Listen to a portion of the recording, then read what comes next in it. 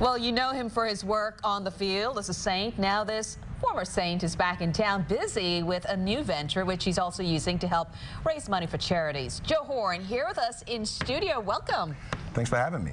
So the last time we spoke, you came in town bearing gifts. You had a huge check to donate to a domestic shelter thanks to your barbecue sauce. How are things going since then? It's going wonderful, going wonderful. I'm now off the Joe Horn's Bayou 87 tour, Promo tour.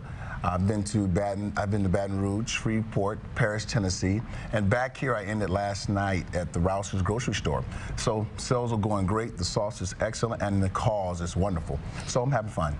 So this really is your new life off the field. You've taken off the football helmet and you've got the businessman cap on now. Absolutely, and that's what I'm doing, and I love it so much. I was talking to some of the fans last night at the grocery store, and I was telling them why I was doing it, and just to know that when you buy some of the barbecue sauce, the proceed goes back to the charity, and that's the good thing when I go back to talk to the women's shelter and the people that's there. And right now you've got your focus is on helping women who are forced to end up in domestic battery shelters.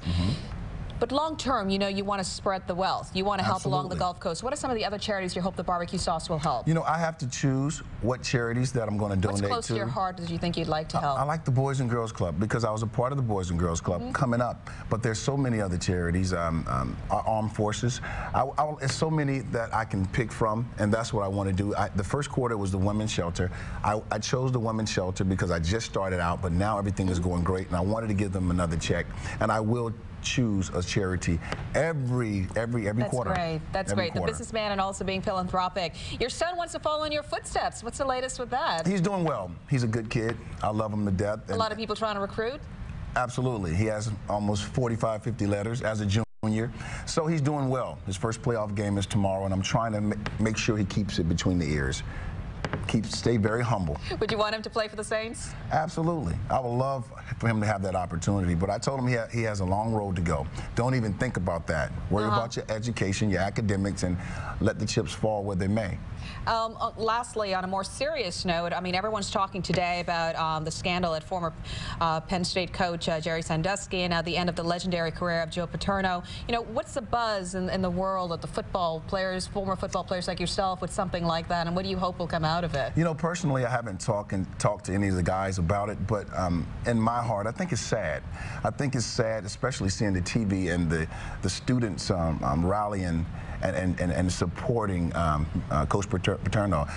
I respect him on the football field. I respect his legacy and what he's done there and winning football games. But the tragic event that happened over the years that he was there is sad for the family. And I think that's the most important part. The family, the kids who actually experienced this cruelty that happened. And I think it's sad for his legacy to end like this.